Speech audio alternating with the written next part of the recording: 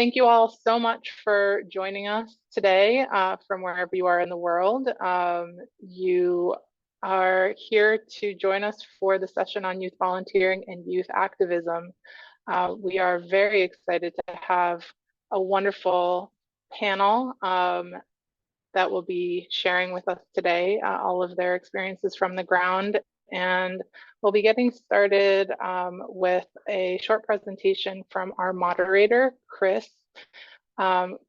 Chris, I'm going to hand the mic off to you to do a little explainer of where you are and who you are, and then we'll get started. Thank you very much, Gal, and welcome to everybody to this webinar. We're very excited to welcome you and for you to join us today. My name is Chris. I'm joining in from the UK. I'm a lecturer in education at the University of London at Goldsmiths College, University of London. But generally I'm a researcher in the field of youth literacies and activism. So I'm interested in how young people, youth activists, youth volunteers, like the panel we're going to hear about today, learn in the process of their activist work or social organizing, particularly in the education sector. So that's just a little bit about me. But I think the most important thing to know about me is that I've written the challenge paper that has really will frame the conversation of this panel today. So can you go to the next slide, please, Gal?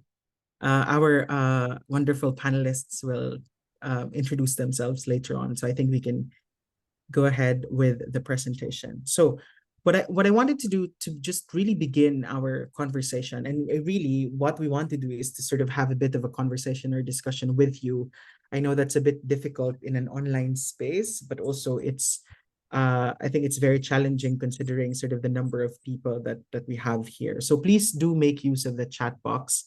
And if you have any questions or comments as we go along, please feel free to put them in the chat and perhaps we'll be able to take it during the discussion later. Okay, so what I'd like to do now is to tell you a little bit more about youth activism and youth volunteering, and particularly on how these two concepts could really help us understand what are young people's capacity towards enhancing or facilitating change in the communities where they work. So next slide, please. I guess one thing that I found in not only in the literature on volunteering, research on volunteering and activism, but also sometimes in practice, that there seems to be this unnecessary, I would think that it's an unnecessary divide between volunteering and activism. And often they see these forms of social action as different. No? They're different from each other, that a volunteer has a different purpose from an activist, or volunteerism as a social act or a social activity is very different from that of an activist's work. So the most common way by which the difference is being characterized is encapsulated in the black text in the screen now, that while volunteering is a concept devoid of power, there is an explicit or implicit orientation towards power and social change in activism.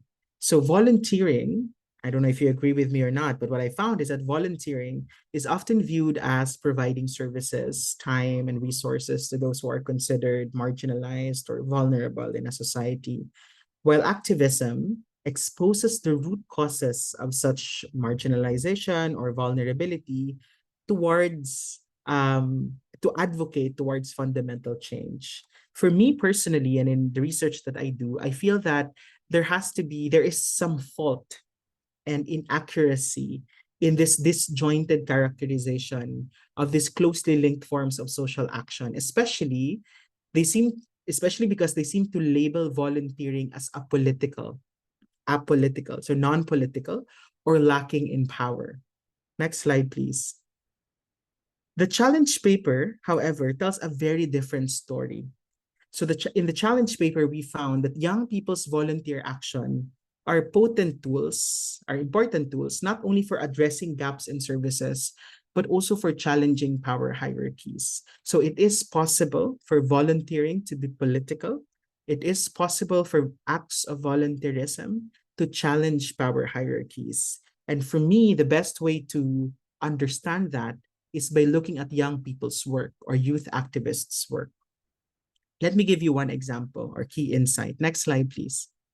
One of the insights that we found in the research is that youth activism and volunteering are both pathways for young people to claim their seat in adult-dominated spaces. So, I mean, I use the term adult-dominated space because I think there are so many spaces where young people are involved, but they are still adult-dominated. So it's still a space where adults operate in such sort of significant ways.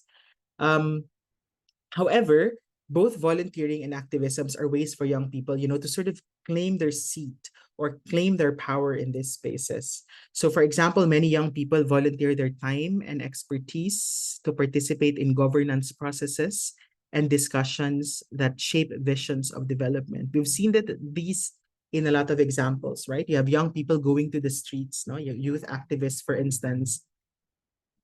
Many of them are themselves volunteers, and they are able to sort of fight for climate justice and climate sensitive or climate responsive policies in the communities where they work. In the field of education, for instance, there are so many young people, students, who are organizing, who are volunteering so that they can shape educational policies from the university level, from the way universities are designed, to the types of payment that are available, tuition fees, etc., but also to the wider educational policies. I know some of our colleagues who are here are from Chile, for instance. I'm very familiar that the Chilean youth and student activism have really changed the educational policy landscape in the country. So we see that young people are starting out and trying to challenge a lot of these issues, particularly on how development looks like in many spaces where they work. We also see that many youth-led volunteer action are often associated with non-political action, but in reality, they are often able to channel these interests towards policymaking and later policy change. This is an example. The one that you see in the picture is an example of a girls' arts organization in Kyrgyzstan. And what's interesting about this is they started out with this, sort of interest group. They like arts, and what they want to do is they wanted to sort of increase the girls and women's representation in Kyrgyzstan in textbooks, in educational textbooks in Kyrgyzstan. So it started out as a leisure activity, something that they enjoy together. They like doing art together, but it didn't stop there. A lot of them were able to use this and to rechannel this. They rechanneled this particular activity, this particular volunteering sort of mutual aid group into trying to lobby for policies that would increase the visibility of women and girls in textbooks. So they were able to change some of the policies within their country in terms of curriculum development, in terms of materials development in the classroom. And to be honest, when we really see some of the realities, that we've seen in some of the countries, right, that many youth volunteer activities and wider social action are politicized and faced with punitive responses. I've done a little bit of research in Southeast Asia, for instance, and we are seeing very, very punitive tactics to intimidate young people's work. So there are, for example, examples in certain countries where young people are intimidated even in their own universities. Some of them are being expelled from school or expelled from their university because of their activist work. We have seen so much policing among young people. There's very recent research that around 40% of attacks to higher education are attacks to students' voices. So here are, people or adult-dominated spaces saying that young people do not know what to do. They are inexperienced. But actually, when young people stand up and rise, they are the ones who are being policed. They are the ones who are being surveilled, for instance, both online and offline spaces. So it's a really challenging space by which young people are trying to organize, really. And you'll hear more from our panelists later about their experiences. Next slide, please. And I think that relates to sort of what I've said earlier, right? About activists and volunteers that are pushing back against negative representation. So there's there's really a lot of negative representation of young people in the society, both in media, social media, but also in policies, for instance. Generally, young people, especially those coming from marginalized groups, are labeled in a very negative way. They are called, if they don't stand up for their rights, they are being called apathetic, that young people don't care. That's why they don't care about politics and whatever. And if they do stand up for their rights, they are being called as risky.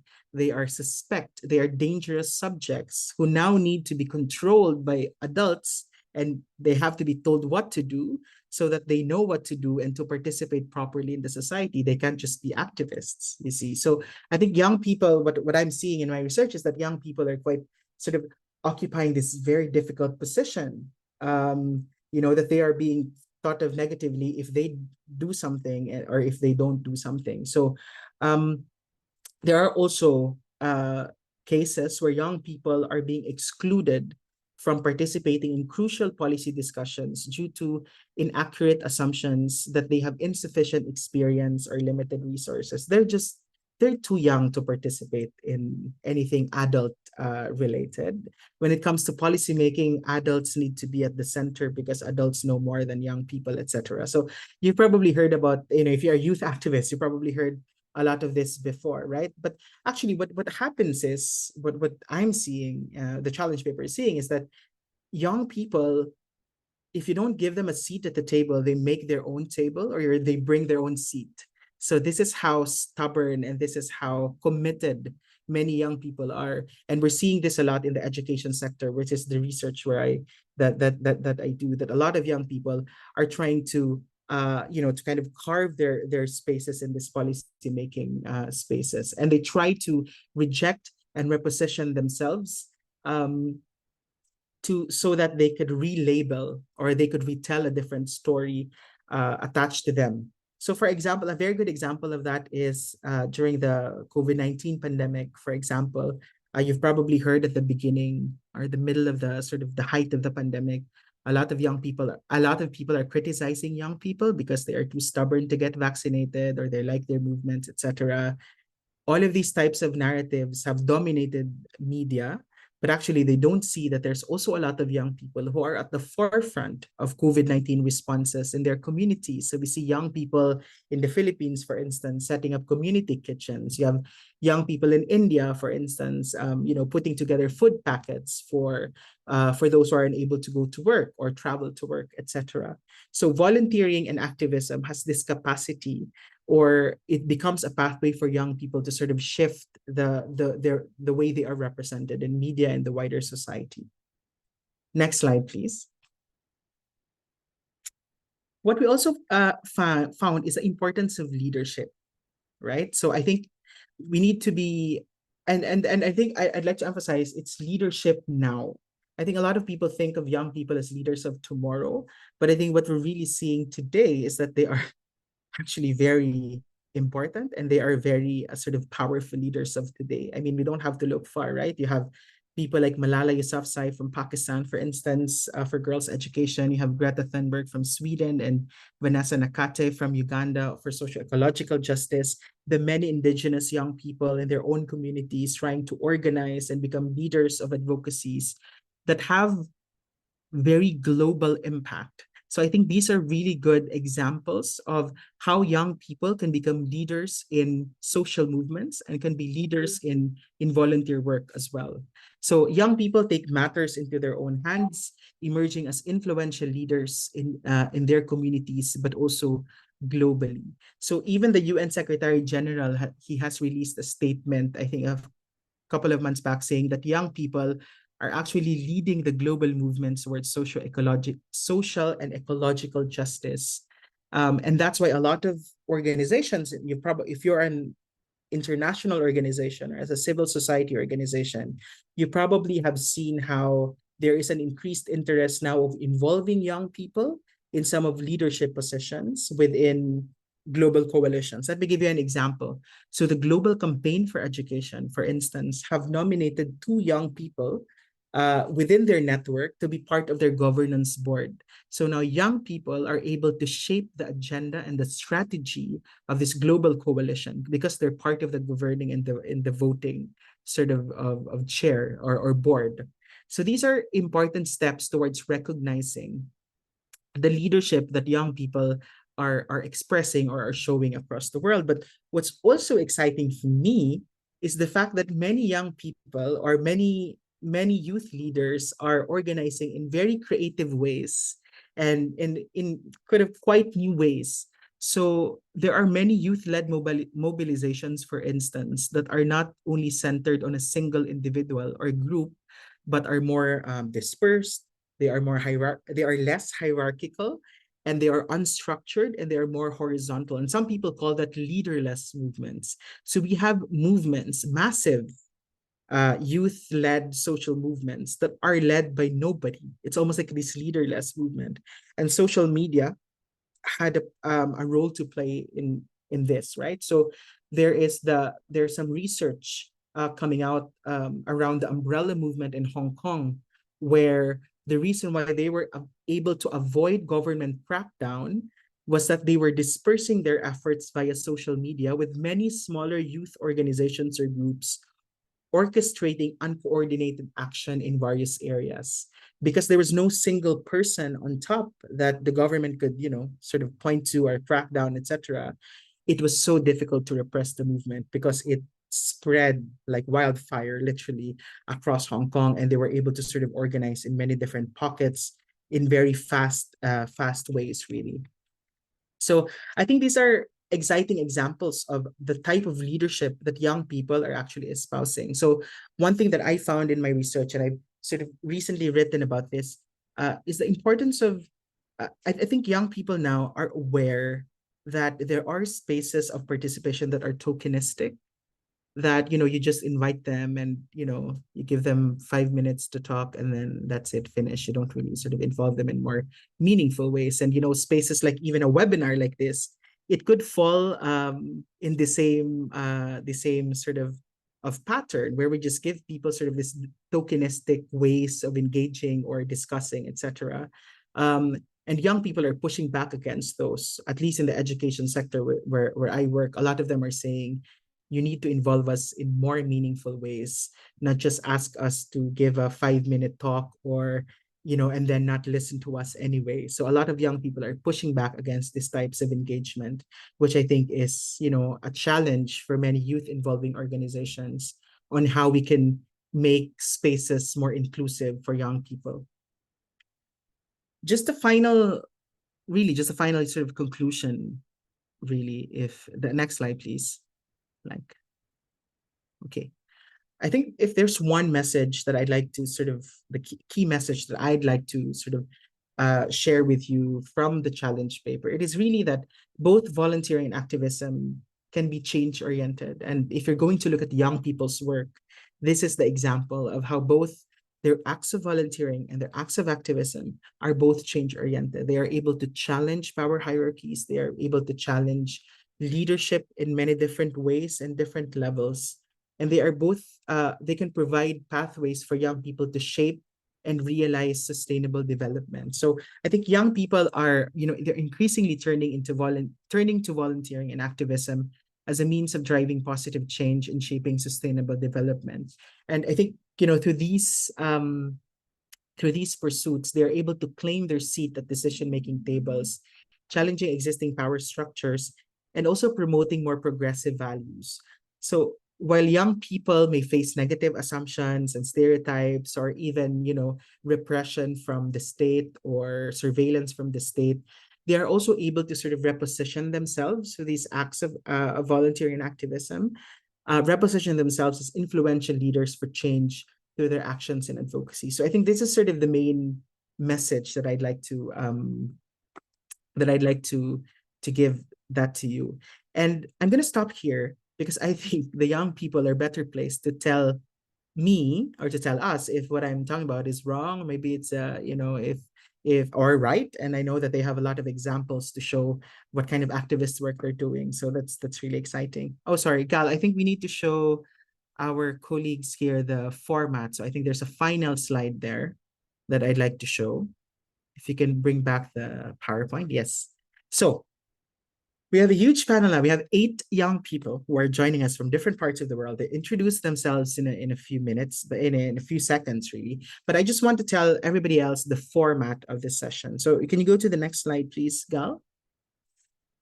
So this is our session format. Yes.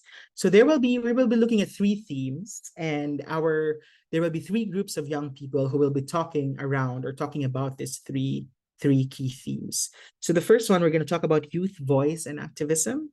In particular, how this volunteering and activist work can lead to some form of change.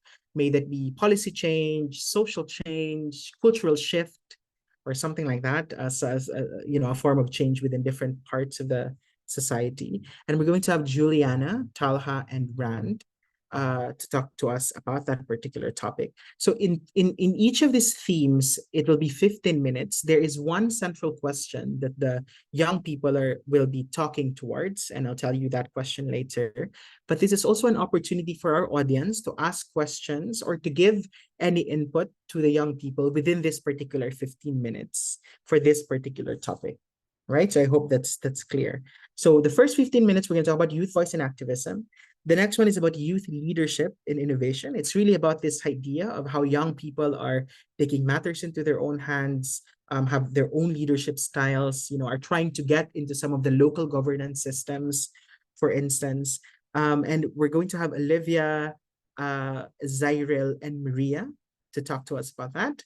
And finally, we're going to talk about the third 15-minute is about an enabling environment for youth-led solutions. And really, this is about how can IVCOs, international volunteering organizations, how can UN agencies and other organizations support young people or create an enabling environment for youth-led solutions. So how do we support young people and how do we listen to young people?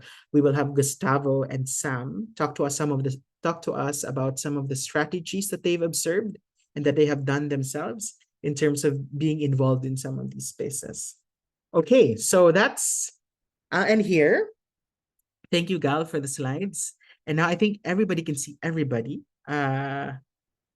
So we have here 8 young people. So that's really exciting. It's a all youth panel. Probably I'm the only one who's not a young person in the panel, but I always say that I'm 32, and in the Philippines, you are a young person until 35. So I think I'm still a young person. So it is still an all youth panel. So I'll start now with just giving everybody just a few seconds really, or sort of a time to tell us about themselves and about their advocacy. Why don't we start with, I'm just going through the Zoom sort of boxes in my screen. I'll start with Maria. Hi, Maria. Can you tell us where you're joining us from and the work that you do? Sure. Hi, hello everyone. It's a pleasure to be here. My name is Maria, and I have a bachelor in arts and in graphic design. I'm currently living in Lima, Peru. I have a 2-year experience as a professional UX and editorial designer. And I'm also currently volunteer at the UX team at PROA. That is a platform that connects NGOs with different volunteers and companies to increase their impact all over Peru. I'm quite interested in research how to digitally transform conventional processes. I have quite an eye for that, and to ensure wider research and sustainability, and to embrace also different viewpoints and understanding the evolving role of graphic design. Thank you very much, Maria, and thanks for joining us. Next, I'll go with Juliana. Hi, everyone. Good morning or good afternoon from wherever you are. My name is Juliana Martin, and I am a proud Trinidadian. I was a part of the Youth Red Cross at Naprima Girls High School for over 7 years, and I served as the president of the Red Cross for the 2022-2023 academic year. In 2022, I participated in a workshop that was held by the International Federation of Red Cross and Red Crescent Societies. And this study really gave me a deeper understanding of the effects children face during disasters, as well as the importance of the involvement of the youth's voices. I also took part in the UNICEF Global Forum, where I was asked to give recommendations of ways youth's voices can be amplified and considered. I'm so very interested in the ways women and girls especially can have a say in adult-dominated spaces. Perfect. Thank you, Juliana. And you can tell us a bit more about that experience being part of sort of this UN entities and being part of this global discussions. We'd love to hear more about that experience, I think, as well. Thanks for that. And then I think, how about Talha? Hello, everyone. I'm joining from Germany. I'm originally from Turkey, but I've been living in Germany for the past 6 years. I'm 23 years old, currently working in the IT sector, and I've been active in the volunteering world since 2018.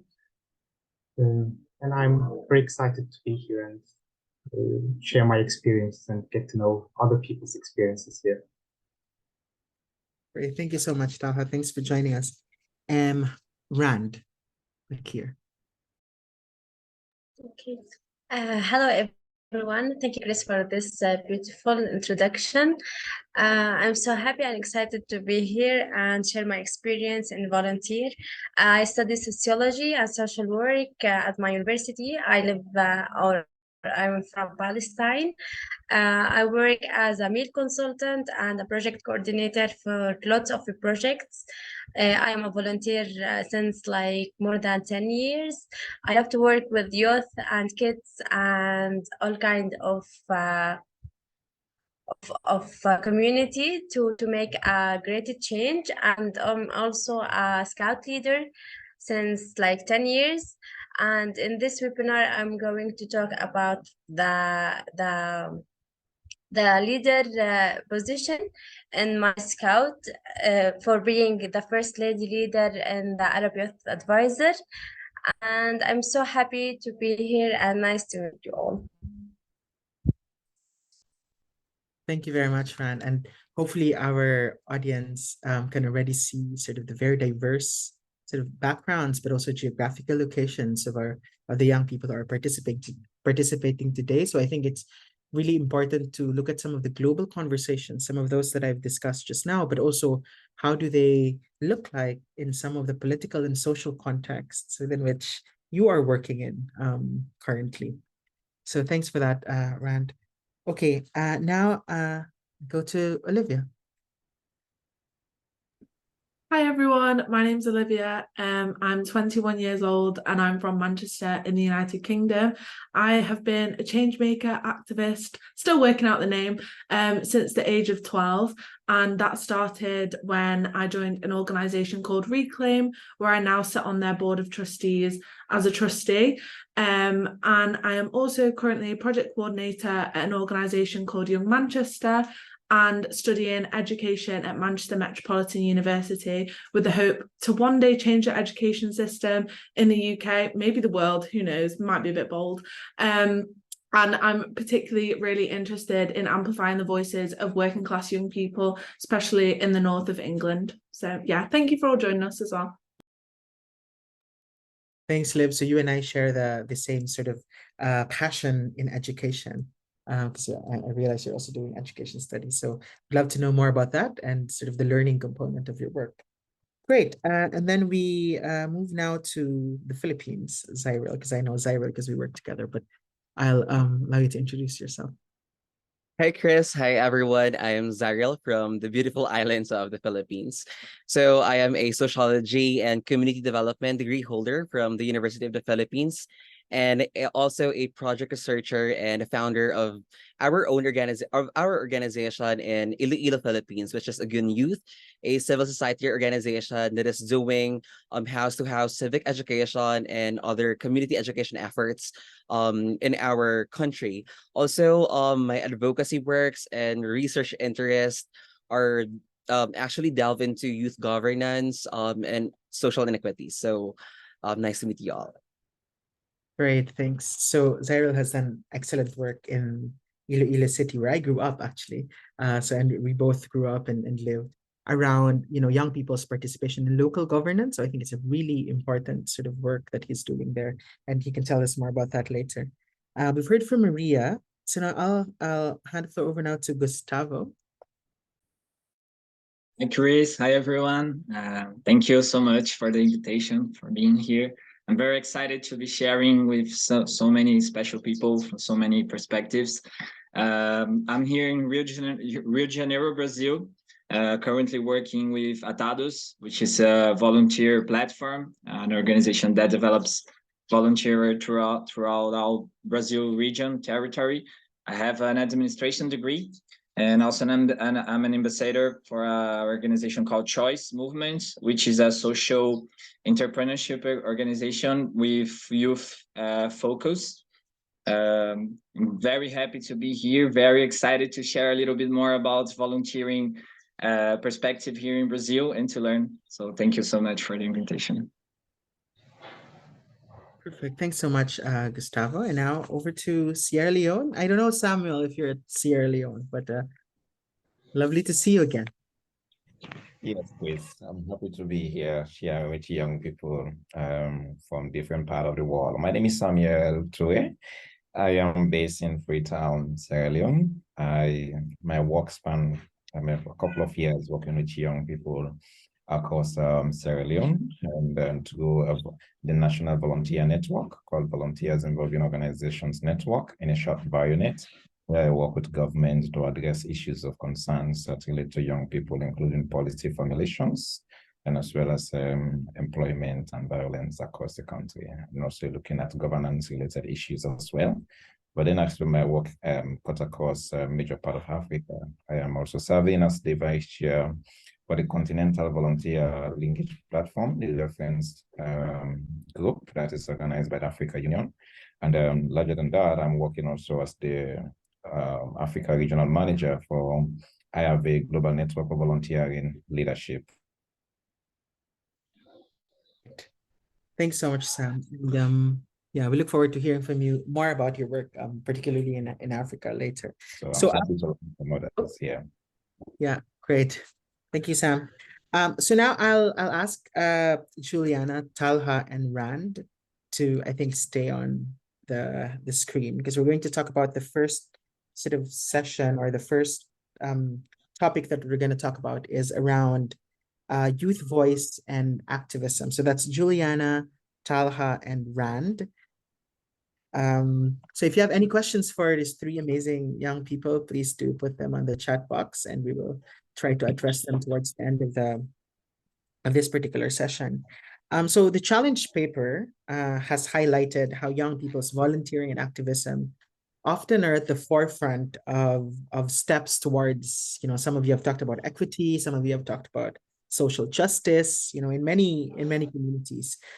Could you share a little bit more about your own volunteer activist work, and how have those activist work and how this volunteering activity have led to some form of change?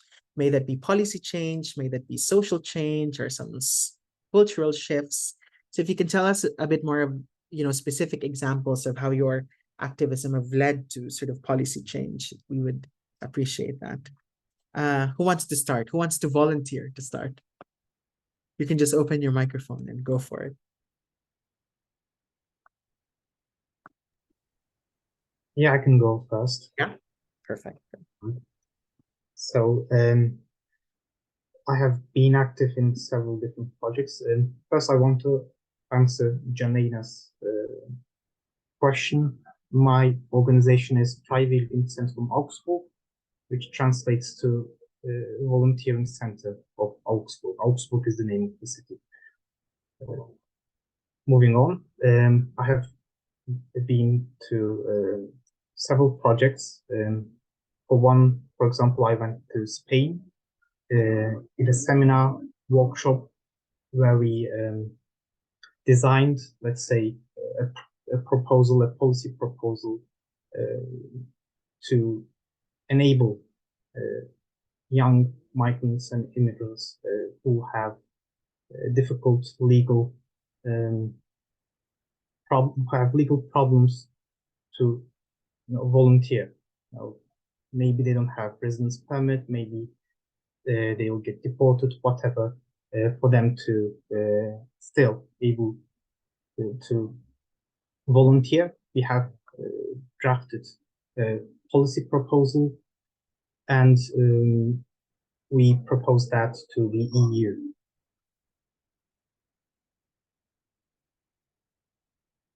What is the state of that proposal now? Have you had any?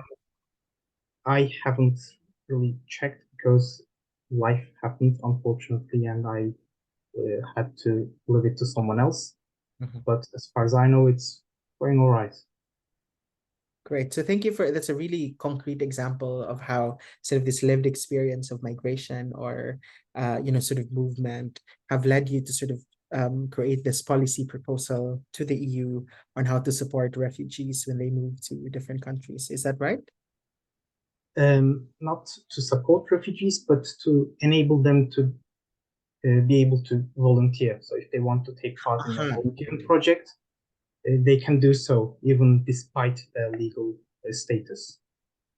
That's that's a really good point, because I think it's important to recognize that volunteering is not available to everybody, that sometimes it's difficult for certain groups of people to volunteer, whatever the reason might be. So I think providing them with resources and support to be able to volunteer is, an important aspect of the project is called Equal Volunteering Opportunities for All, all those interested.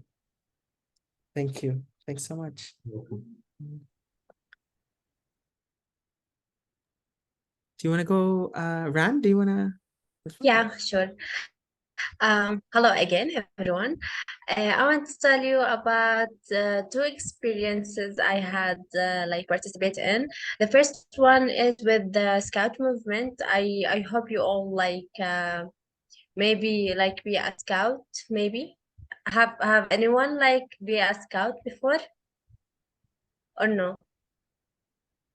Okay, Scout movement, it's about an open movement for everyone from all the nationalities to participate in and to make a change in their communities and leave a good impact.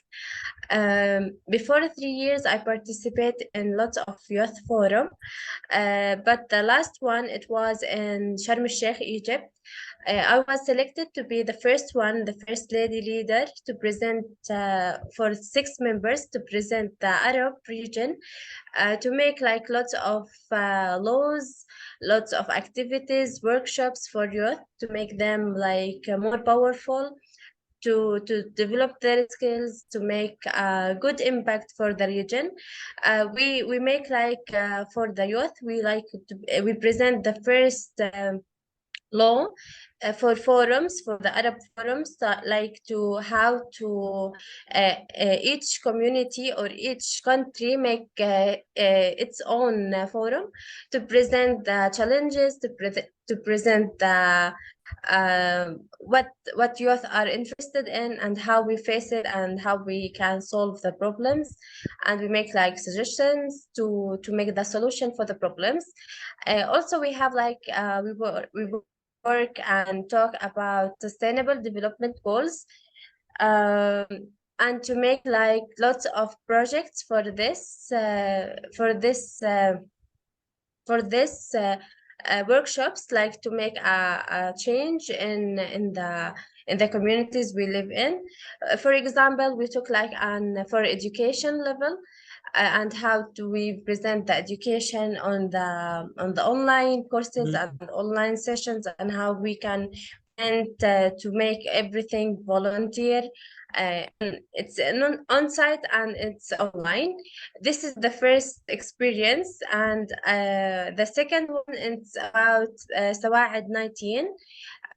It's a forum, it's a platform for volunteer, but in an online forum for volunteer to organize all the volunteer movement.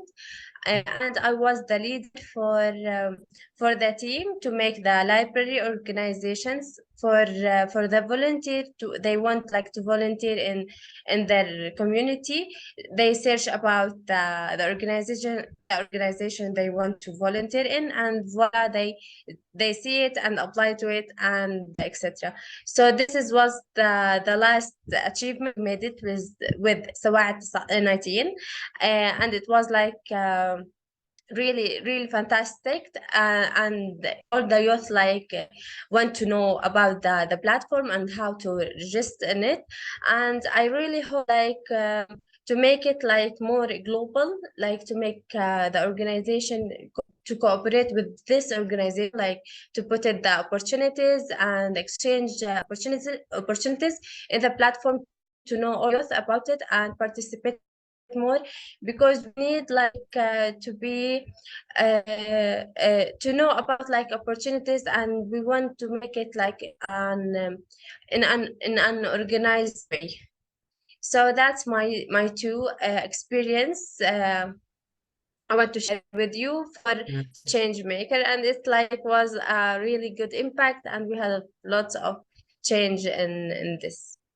Yeah, and it's really interesting, the sort of the number of stakeholders that you need to work with, not only at the sort of local and community level, but also in the more sort of high level discussions and policies and forums. Exactly. So Yeah. I think that's a really sort of interesting way of looking at the different spaces within which young people work or are active, really. And Juliana, I know that you've said earlier that you've also been active in some of these policy spaces. So we also want to hear about your experience. Yeah, so I'll tell you guys about one.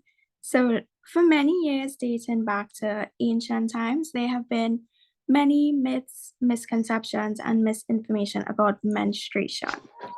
Now you may be wondering why I'm talking about menstruation, right? Well, that's because I was asked to share about how some of my activist work has led to increased awareness of an issue.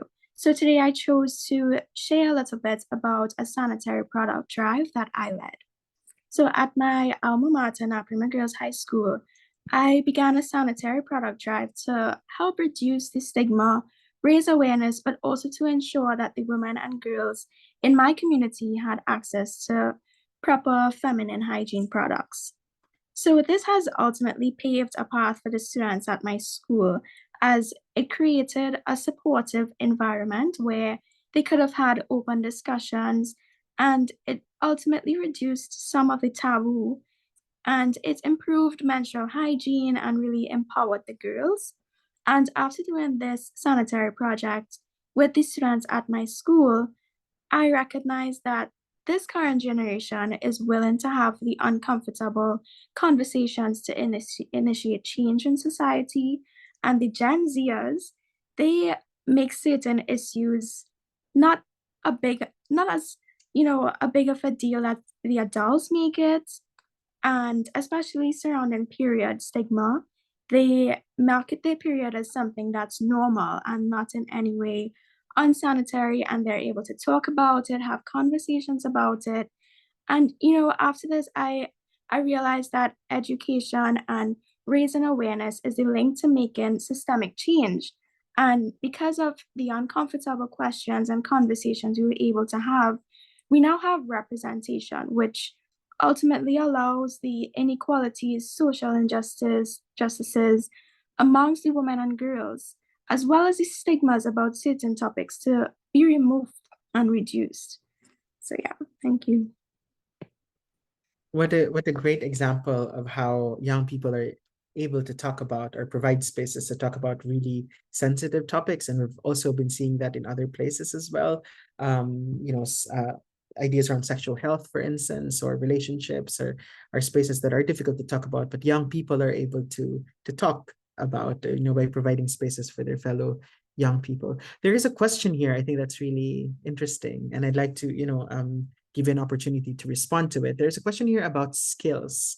And what do you think are the skills that are important to develop to facilitate social change, to be able, as a young person, to be able to facilitate social change? And perhaps also, what kind of skills have you learned in the process of your activism? So two things, right? What skills are needed, and what skills perhaps have you developed in the process of your activism?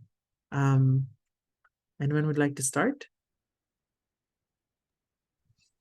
I can start.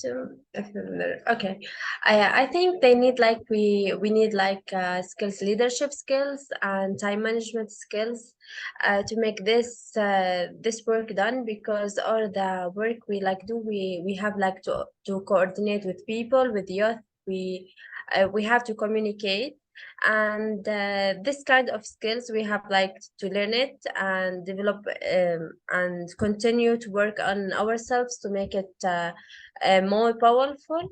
And I think the skills we have learned, or I have learned, like it's like convincing skills, because we in our projects we have like convinced people to talk about our projects and how we can like market them, and to tell the people about the projects we work on and they participate in, and enjoying for this. So yeah. Great. So leadership skills, time management skills, and negotiation skills are also very important. Thanks for that, Rand. Talha, do you want to comment on this? Yeah. In my experience, it's very important to be non-judgmental, unbiased, and being empathetic, because when you want to make a social change, you're there to change actually people's minds on a certain topic. So you have to be understanding of people's reservations for the change you propose, what people might oppose, how they think. You must not be judgmental, you must not be biased, and you must understand where they are coming from, or else your opinions will get rejected, and you'll not be successful with what you think is important for society.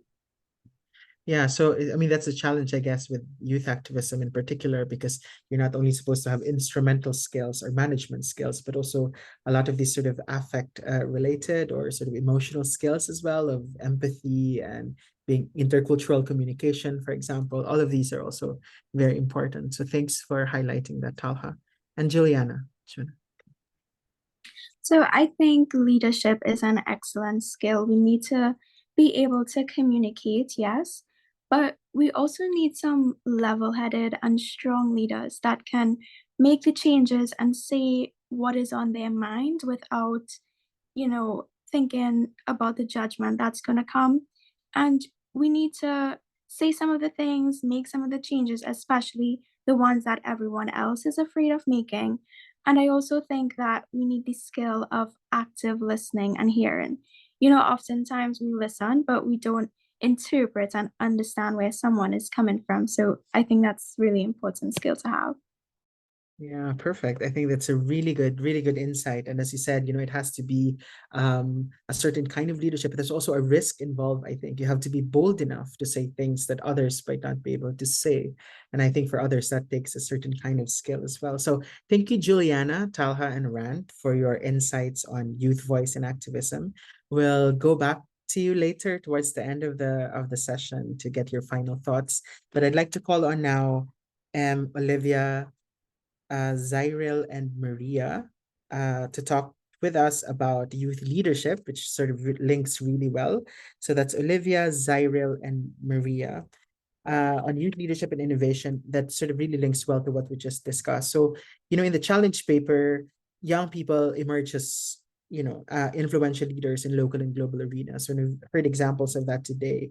By leveraging your passion and your energy, you can affect meaningful change in areas such as human rights, environmental sustainability, social justice. So how can organizations better recognize and build on the leadership that young people like you have demonstrated? And how can working together, why is it important for young people, for youth leaders to work with others, so that we can have more impactful, I guess, youth-led solutions? So that's the question. And anybody would like to start? Just open your mic and have a go.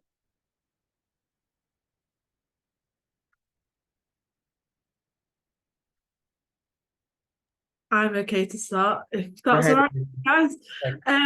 Yeah, I think with this question, the key kind of words that initially stand out to me is build on, because I think a lot of the time organizations don't kind of take the time to realize that young people are already existing in these spaces, and they think they need to create it rather than build on what's already existing. I think as well, it's really interesting that when we're engaging with these people, they're always saying, oh, but young people don't want to do it. But what have you done to look for the young people that like aren't doing it? Because they're there and we're not hard to access. I think we come from a generation where everyone's saying, oh, but young people are always on their phones. But yes, we're always on our phone. Like, you're telling me the ways that you can access young people whilst using that as an excuse to kind of say that that's how you can't engage us. So I think it's really interesting that when kind of particularly big organizations and corporate organizations are trying to engage young people in this work, they find, or at least in my experience, I can't say for everyone, but in my experience, it's always an excuse that I'm met with for why there aren't young people in those spaces. And I think a common theme as well, when kind of looking and building upon leadership that young people like us are doing, is these big organizations choose to parachute into the spaces that we're in. And I think it was Juliana that just said really beautifully, actually, that active listening, so many adults will just listen but won't act on what we're saying, and they'll parachute into the spaces that young people are delivering great work and where young people are thriving, and then disappear. They'll get their picture, they'll get their quote, they'll get their thing ready for social media and disappear out of that space. So I think the most important thing is to be able and open to building on that leadership. Don't think you have to reinvent the wheel. Don't try and create something that you think needs to exist, because it already exists. Just look for it. And that is the bare minimum, to actually go out there and look for it, and don't take tokenistic approaches to working with young people. But I'm going to be quiet because I could go on for a wee while. So I'll let these guys speak first. Thanks, Olivia. I think those are really important points. And I really like what you said about not changing the wheel and often. And I think that the issue sometimes is that a lot of people think of youth from a deficit point of view, that they see it as a distraction rather than a resource, which is the other way around, you're saying, right? That young people are a resource, an important resource, rather than a distraction, or that they're always distracted, etc. So good. Thanks for that. Who wants to go next? I can actually add on that, Chris. So I do really believe that young people are actually a resource of a particular nation. In fact, here in the Philippines, almost a half of our population is composed of young people. But on the matter of how we can actually build on the leadership of these young people, I believe that it is really important for us, it is really important for government officials to actually involve young people in significant decision-making processes of the government itself. Here in the Philippines, I think we're the only country around the world that has youth council. We call it Sangguniang Kabataan. It's a youth council found in the villages in the Philippines that is responsible in local governance. But what I'm talking about on giving this young people the platform for decision making is not only giving them opportunities to speak in behalf of these counselors, in behalf of these government officials, but really giving them the voice, the power to actually influence in the planning and creating programs for the people, not only appointing them for the sake of having youth representation. And actually, on my second point on how we can actually build on this leadership of young people is to actually have flexible structures. I think government, not only here in the Philippines but around the world, should have flexible structures that I think they should loosen the bureaucracy, the hierarchy, in order for us to see ourselves as a significant sector in governance. In the Philippines, it has been decades that this youth council has been existent, but we cannot really see the change because the people that are sitting in youth councils in the Philippines are people who are coming from the political dynasties, political clans, powerful people, rich people. And I think it's time for us to build on the community youth leaders, just like the members or leaders from my organization who actually have this rich social reality experience to actually implement context-driven and appropriate na mga programs. Thanks so much. So it's involvement of young people in formal structures, formal governance structures, but also making these structures a little bit more flexible so that the participation is possible. And would you like to tell them that your plan to be part of them? So I'm just happy to tell the world that I'm actually running for youth council chairperson in our village. So it's actually a very strong move for me after college, instead of being involved in private work. So now I'm running for politics. So he's trying to sort of, change it from the inside, really. So we wish you all the best, and hopefully sort of you win and we campaign for your election. So if you're from the Philippines, you might want to consider voting for Zara. Okay, Maria, did you want to add to that? Yeah, sure. Totally agree with Siler and Olivia. Actually, as the way I see it, it needs to be developed, like this culture of volunteering and activism from within the organization. So it's also important that they can reach us, no? And we're the organization to provide also a network of mentorship. I think it's also a good way to approach to us. We can be like truly active or encourage active engagement through that way, and to build leaders as of today, like you mentioned, Chris. So that's a great point, and I believe that organization can recognize how to build on leadership that is like youth-led. Also, I would like to add that, as Siler mentioned, I believe the organization needs to understand that in order for us to be part of it, we can also analyze and also challenge existing power structures. And that's also really important. And also I read that on the challenge paper, and it was quite a great point. Activism and volunteering are both, I believe, ways in which we can forge ourselves as project managers, leaders, execute our soft skills and develop leadership based on values that we connect to our own society. And to the second point also, I believe that youth-led solutions have like this characteristic to reject any labels, or to be able to question that, or to reanalyze or rethink like common processes that we have, or I believe that while working together, there are like higher changes to create our own alternative spaces or to make our concerns to be known. So we have like a wider range of impact while embracing different opinions. And that's really great. And I believe that mentorship is also a way to encourage all that like critical thinking. Great. And I think whenever we think about alternative spaces, new ways of working, new tactics, we always look at young people, because I think you're very creative in terms of looking for new ways of engaging. There's a question here around challenges. What do you think are sort of the key challenges in terms of engaging with policymakers and other social actors? I'll start with you, Olivia, because I know you also want to add a bit of a point. Yeah, I think it's one of the biggest challenges that I've definitely experienced is that people or policymakers or people in power always kind of want to do the work first and then just ask the young people if that's how the young people would do it. They never kind of want to bring them in from the beginning and be like, right, we'll do this together and we'll collaborate on this. And this is something that is going to include and embed young people's voices from the very beginning.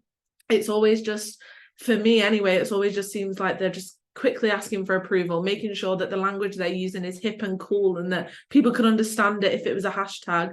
And I think kind of that element of working with young people rather than for them, and striking that balance, because as much as we want adults to be our personal assistants, we also need them to be able to work on this and be able to get our kind of messages out there. I also think one of the biggest challenges, particularly as a working class young person, is making these spaces accessible and so that we can see ourselves in these spaces. I know particularly with volunteering, a lot of working class young people don't have the time for it, in the sense of if it's not paid or if it's not necessarily I don't know how to word it, but I think it's just making that accessible to working class young people so that they can see the benefits in that. They don't, I think with volunteering, people think it's helping people shop at the supermarket and that's all it is, but it's not. And that is great in itself, but that is not what volunteering is limited to.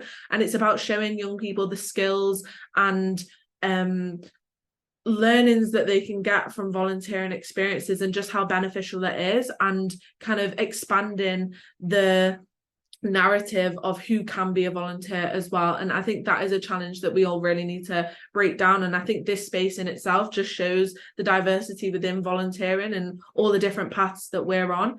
But I definitely think that is a big challenge that we're kind of needing to break down and stop. Really good point. How accessible are volunteering spaces really to different groups? Zyril, do you want to go next, and then we close with Maria?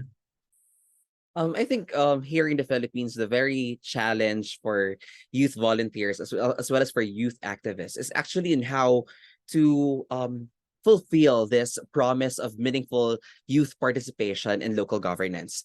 Because here in the Philippines, just like what I said earlier, our politics is really filled of this dynasties and clans. And as politicians themselves, they would barely connect with you if you don't have the name or the powerful resource in order for them to have a conversation with you. So the very challenge for us is, or the scenario in the Philippines is, youth leaders actually empower themselves, invest in themselves through non-government organizations.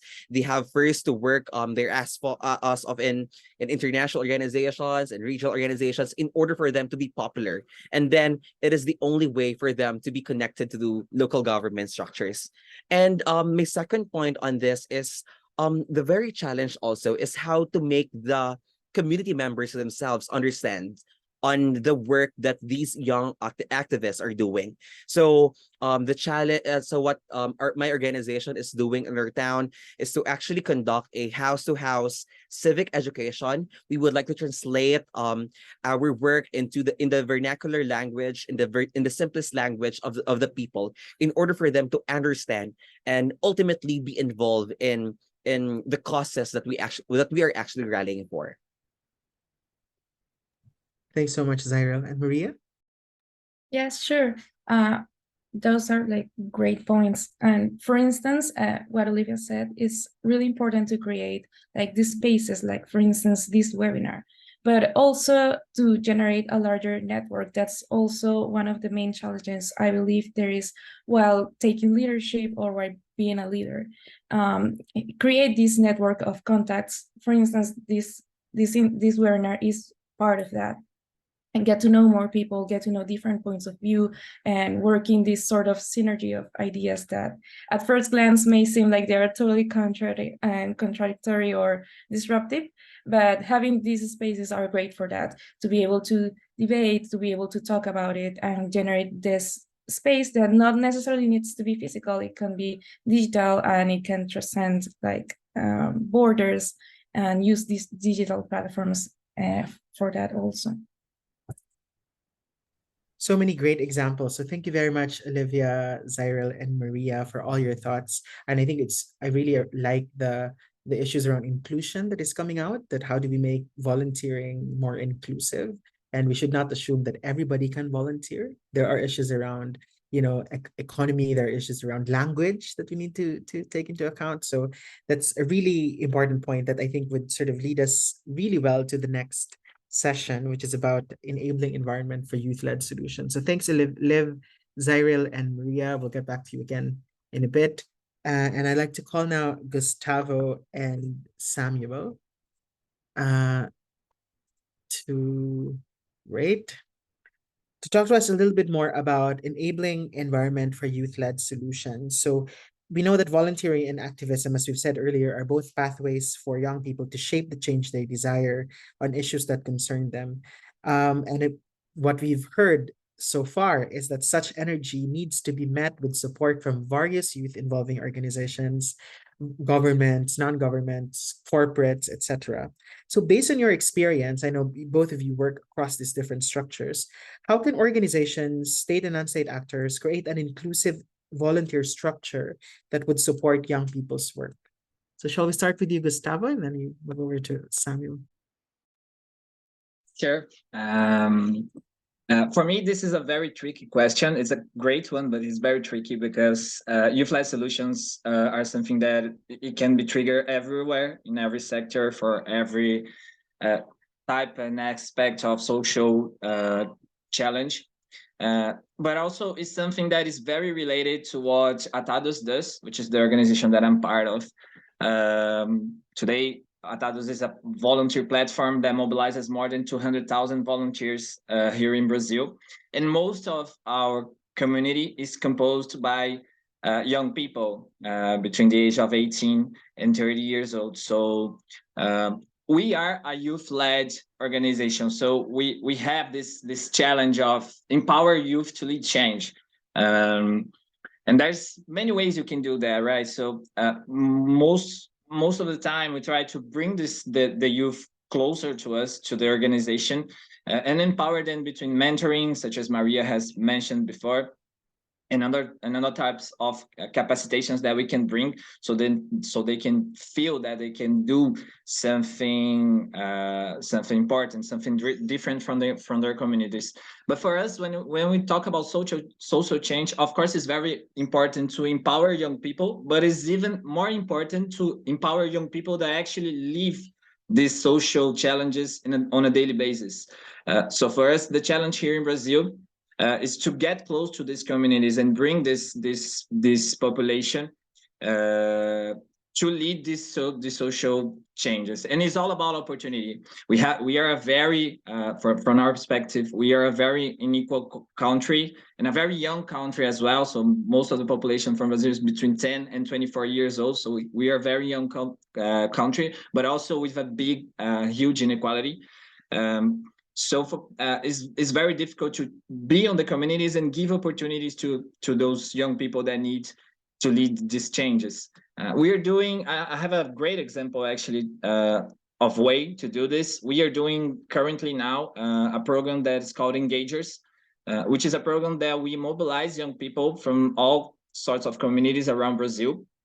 We capacitate those people, empower those people so they can lead change in their communities. So it's a program that we have around 300 people subscribed right now. The subscriptions are still on. I can share here later with everyone in the chat. And it's a way for us to empower those people so they can actually lead those changes and have an organization such as Atados behind it.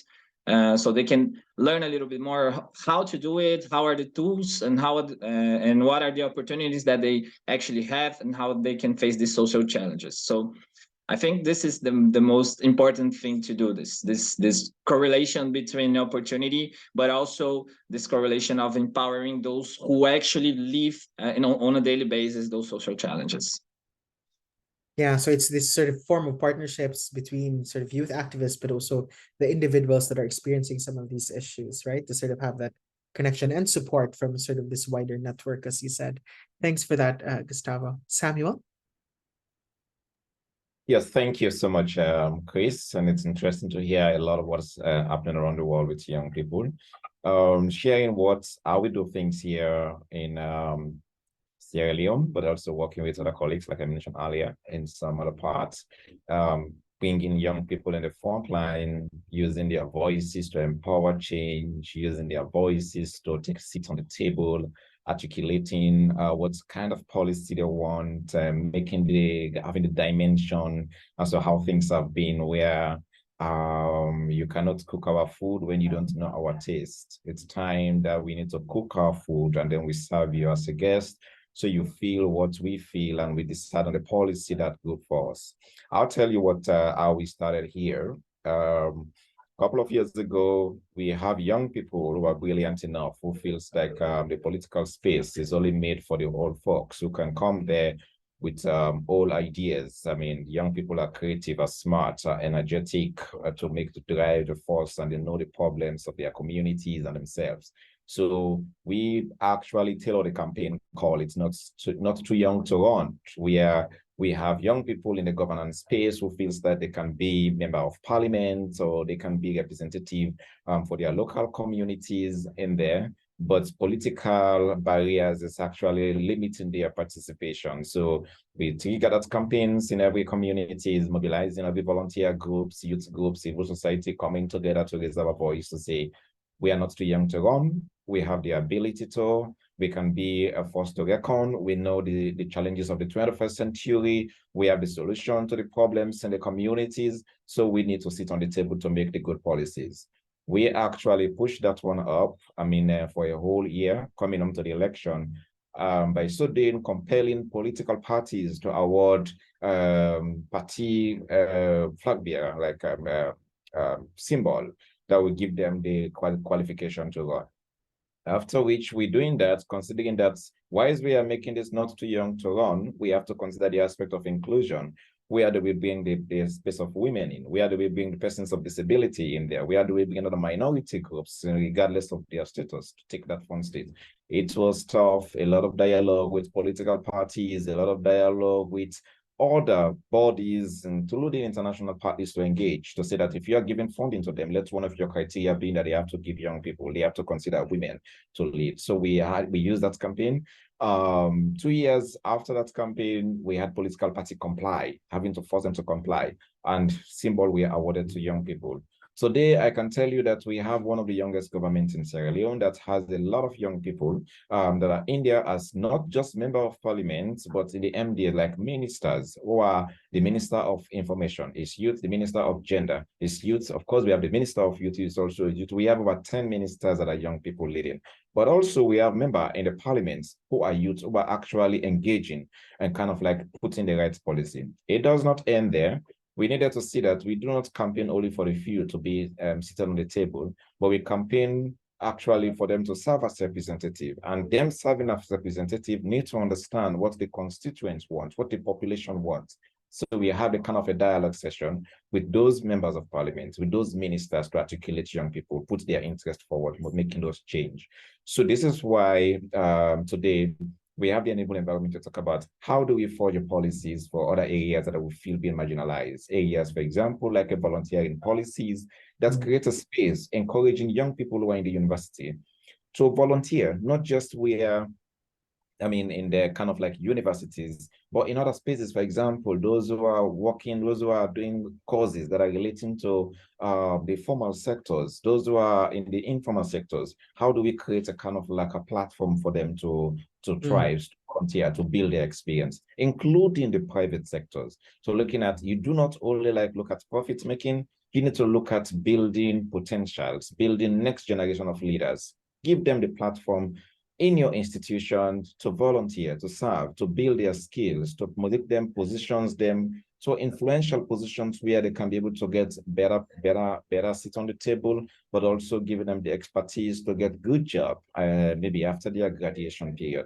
So we have that engagement to dialogue and dialogue with the government to make those changes. So this is just a kind of like how we're able to like breaking those barriers that has been existing decades, years ago, and bringing young people in the front line to articulate the issues that matters to them by telling them that do not cook our food when you don't know our tastes. You don't serve us what you want. We need to access what we want. We cook together, we serve ourselves together on the table, and we eat the same food that all of us will be like in a kind of satisfactory way. So that's how we look at it from our point. That's a really good example, Samuel, particularly on the work that is involved in trying to get more young people in meaningful spaces within governance structures. And you've done that really well in Sierra Leone and in your wider work as well. There is a question here around inclusion. So Janina is saying that, she's a volunteer and training manager in Portugal, and they have a volunteer program. So what are some of this? What do you propose that we need to keep in mind when thinking about inclusion of young people in their volunteer program? So I know, Sam, you've talked a little bit about that. So I'll move on to Gustavo and then back to you, Sam, in terms, Gustavo, if you have any sort of insights around inclusion and what should volunteer managers, for instance, have to keep in mind when involving young people? I think the main thing that volunteer managers have to realize is that they have to have an open mind. Because when we talk about young people, we talk about change and globalization, and everything's changing so fast, and social media. So young people always bring something new to the table. And most of the times, this something new is something that most of the older people actually don't rely on it. But the thing is that with the access that the young people has nowadays, they can bring so many ideas and innovate in so many ways, programs, projects, and all sorts of challenges that, and sometimes maybe are very dry on ideas, dry on new opportunities. So it's important to listen, to bring these ideas on the table, and to help to guide these young people as well, to bring their ideas from their heads to the paper, and actually help them to develop this. I think this is the main thing that has to be done when we're talking about including young people in the programs.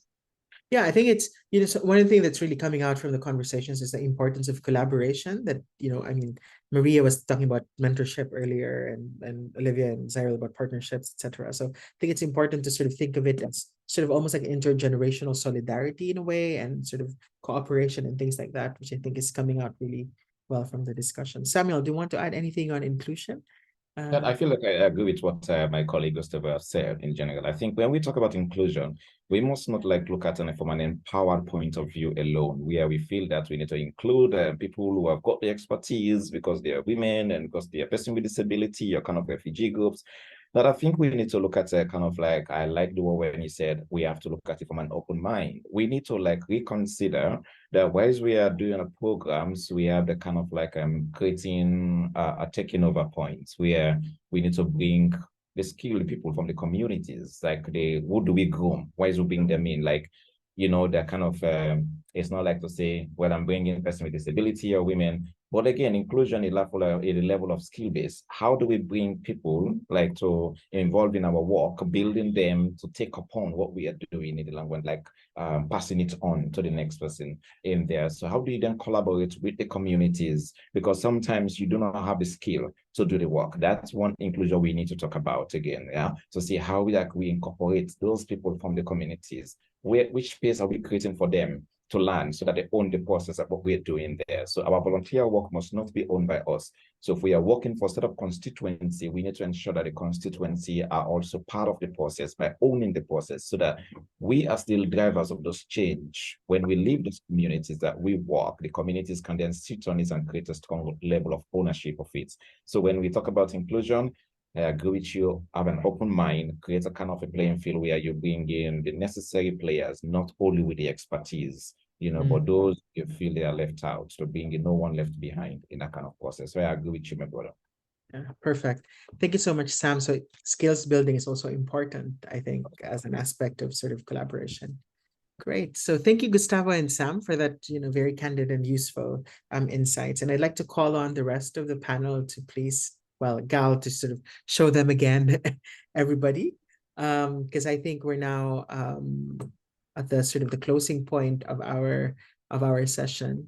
Again, apologies if we're unable to address all the questions that have been asked. You can appreciate it's a sort of huge panel, but hopefully some of them will be able to address them in this sort of closing part. So really, this is just to give you an opportunity to sort of each one of us or each one of you give sort of your closing insights or ideas around the topic. What do you think are your key takeaways? And particularly, if you can summarize in a few sentences, how can youth volunteering and activism enact change in communities? So I'll go again over to my screen, and the first one here is Juliana. So if you'd like to start us off, Juliana. Sure, no problem.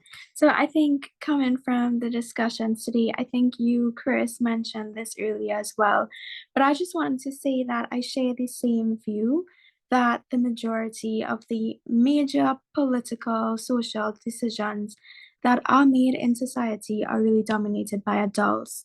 So young people don't really have a say, they don't really have the opportunities to get to voice their opinions.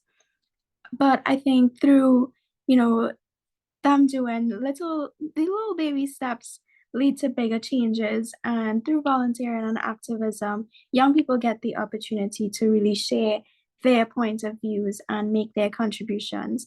And these youths, they really get the chance to become leaders, role models, and extraordinary individuals.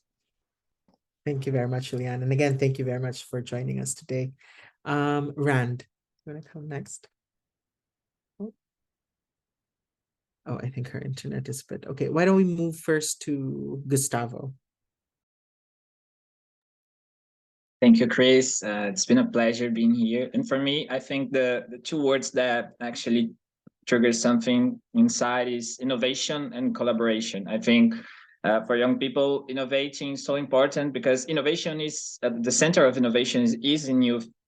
So it's important to empower that even more and to bring more opportunities and collaboration because for me, an idea can be thought by one person, but it cannot be put into place by one person. It has to have the collaboration of many people to actually lead and make something and trigger social change. So for me, innovation and collaboration is something that we have to have in mind when we're talking about youth-led changes. That's it. Thank you. Yeah, great. Thank you, Gustavo. Those are really good points. Can we go with Maria, please? Sure. Thank you, Chris, and everyone for all your insightful point of view. What I can say in a nutshell, well, actively engaging in volunteer and activism, we can build leadership based on our social identity and to feel passionate about what drives us to make an actual change and to act upon something.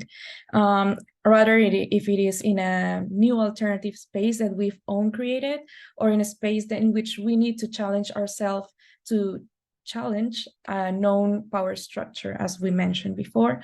And by this means, we can all be leaders and make the changes that we want to see. Perfect. Thanks, Maria. Talha. Yeah, I would say that to be able to enact some change in our local communities, one first has to detect the problems. And if there are any volunteering projects that, let's say, mitigate this issue, I think it's one of the best one of the best ways to go about solving this without making it too politicized, too big of an issue. Just try to solve it without making much noise about it and see if it works. Yeah, thank you so much.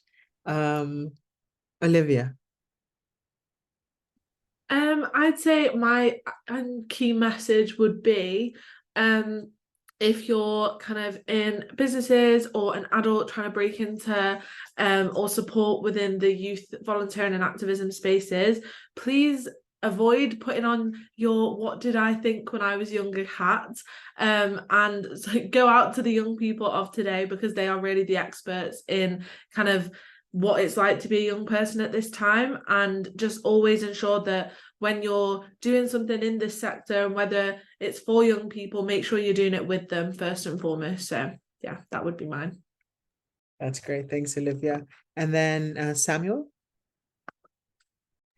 Okay, so I feel the point here is that we need to understand this is a very important conversation, and youth volunteering is very big. Like it has a kind of like a ripple effect to you, the individual, but also to you, to the communities and the nation where you serve. In the first place, like, and it makes you an active citizen, bring you closer to the issues of your nation, your community as a whole. But again, the springboard, there you go, like it puts you in the global conversation, where you are able to tackle issues from globally, and then you can look at acting locally. So these are the kind of, it's also build that kind of sense of leadership skills and position you for multi-potential opportunities that you can also like that to be useful for your career and also useful to innovates a kind of solution problems. I mean, the kind of understanding the problem and bringing a kind of solution to your communities, your countries, but also serving like a spot, a knowledge base for best practices that you can give over. So they're kind of like a multiple effect that we cannot be able to number. But we know that youth volunteering has, I'm an example of what I'm talking about in general. So basically, I have seen it, and I've like also like moving across, right? They were like making those changes and supporting across. So I feel all of us here, I mean, I should look at it from that point and like being encouraging it, go for it. I mean, starting it in your community, you don't have to start big. Just start somewhere. I mean, it's gotta get developed, and then there you go. I mean, you're gonna tell me back in a couple of times, you're gonna go global about it and beginning the global conversation to make those changes that we seek. Yeah. Thanks, Sam. Rand. I want to say that we have like to focus for the next generation, because volunteering is so important, and we have like to make to spread the stories and to share the awareness for the next generation to know about how volunteer can affect on the world, and how can a simple move like change everything. Yeah, that's it, because I want like to share stories about how volunteer can change our life, and how the generation can be like leaders for tomorrow. So thank you so much, Chris, and everyone. Thank you, Rand. Thank you for the time. And Zaira, would you like to close us out, please? I think I'm very grateful to hear the different insights of my co-panelists today. But I think I would like to share that we should not, as volunteers, as youth, as young volunteers, we should not be afraid to say that volunteering is political. Because by saying this, this also means that we're volunteering because we want to take the side of those marginalized people, or those marginalized individuals in our communities. But on the matter of volunteering as a political action, this should not be a foreign entity, because volunteering is actually embedded in our everyday lives. And when we say youth volunteering, this should not be a grand action. This should not be an immediately a big action in order for us to influence something. It could start in just tutoring your brother or your sister basic literacy or basic reading, because through these small actions it can actually be converted into bigger actions that would impact our communities. Great. Starting small is important because it will have ripple effect in the future. Again, thank you so much for everybody, to all of the panelists who have made really, not really small steps, but really big strides towards change in their communities. Thank you for being here. It was such a fantastic panel. Thank you. And I'd like to give the floor now over to Gal. And thank you also to Gal from Ayave for supporting us in the background and for all the tech. So Gal, would you like to tell us about the next webinar, please? Yes, thank you so much, Chris, and to all of our panelists.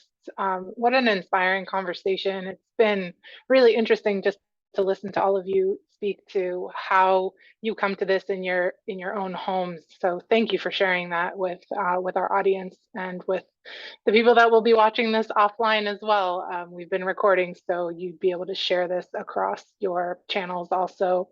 The slide you see up has our upcoming webinars. We have one more webinar in October for the youth volunteering series. Please do take time to register for that, even if you can't make it. Again, that recording will go out. And we have a wonderful new series starting that just started in September, the Common Good series. So those are all on the website for Ayave. And once again, I just wanted to thank you all for your time, for sharing with us and with each other all of the things that you come to the table with. So thank you all. Have a wonderful rest of your day and week, and we hope to see you again soon. Thank you. Bye, everybody.